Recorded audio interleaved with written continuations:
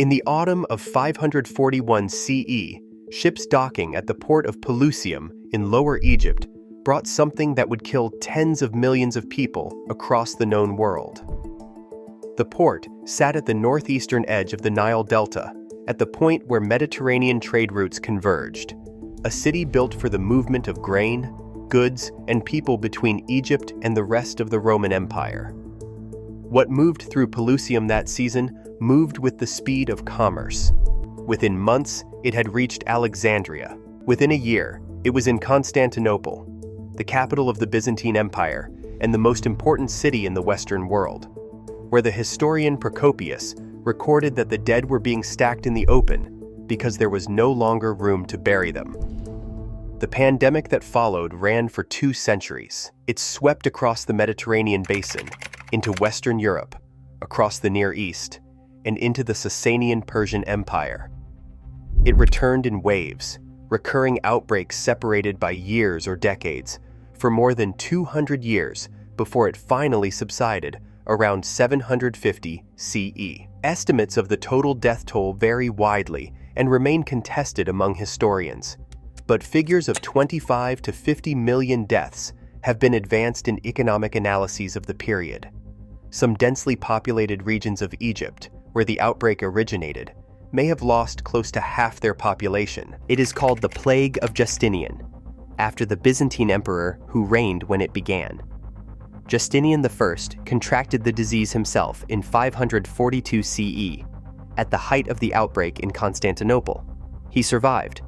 Most people did not. For nearly 15 centuries, the cause of the Justinian Plague was known only through description. Procopius wrote about the swellings that appeared in the groin, the armpits, and behind the ears of the infected. Descriptions detailed enough that historians had long concluded the disease was bubonic plague, caused by the bacterium Yersinia pestis. The same pathogen caused the Black Death of the 14th century.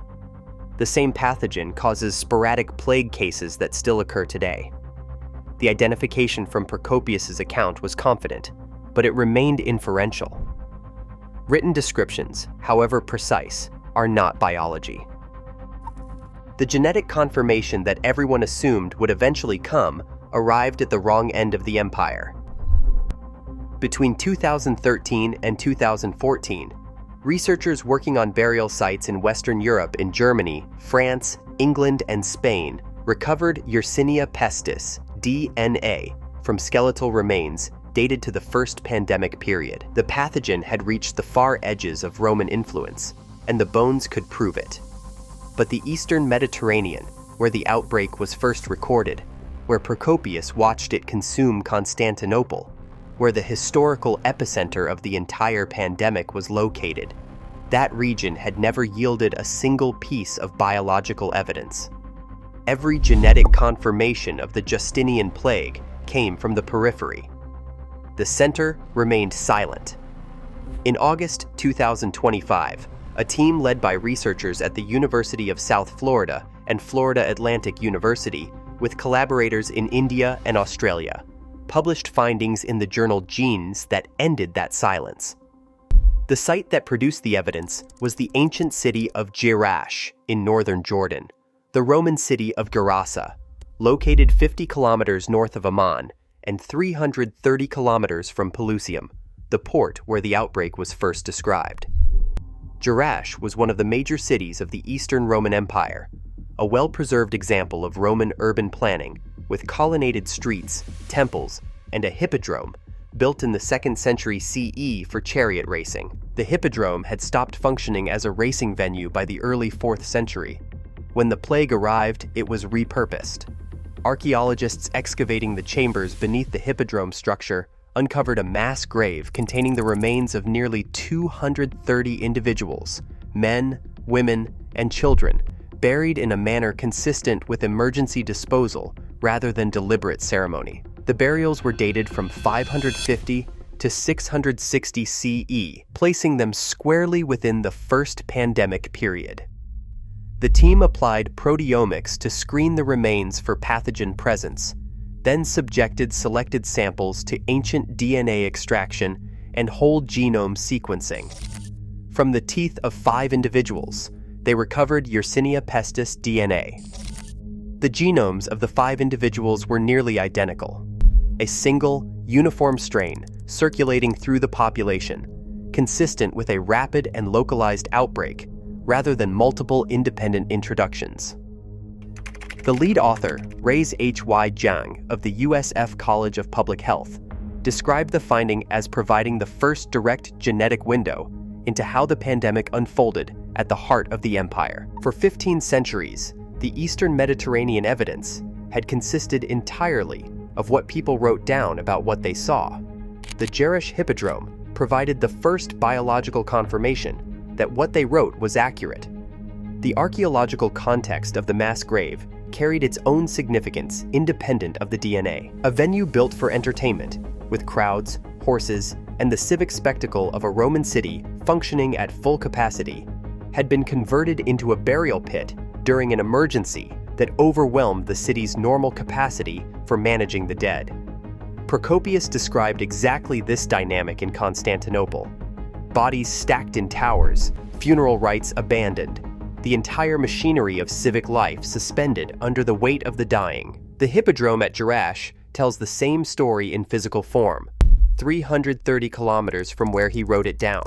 The more significant finding, the one that changes not just the history of the Justinian Plague, but the history of every plague pandemic, came from a companion study published simultaneously in the journal Pathogens. The same USF and FAU team analyzed hundreds of ancient and modern Yersinia pestis genomes, including the newly recovered Jerash strain, to build a global phylogenetic picture of how the bacterium had moved through human populations across millennia. What that analysis produced was a direct challenge to the model that had framed plague history since the Black Death was first studied genetically.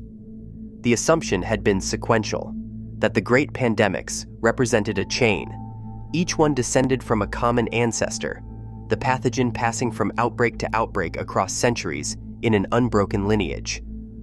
The genomic data did not support this. The Justinian Plague strain was not the ancestor of the Black Death. The Black Death strain was not the ancestor of the third pandemic that spread globally from the 19th century onward.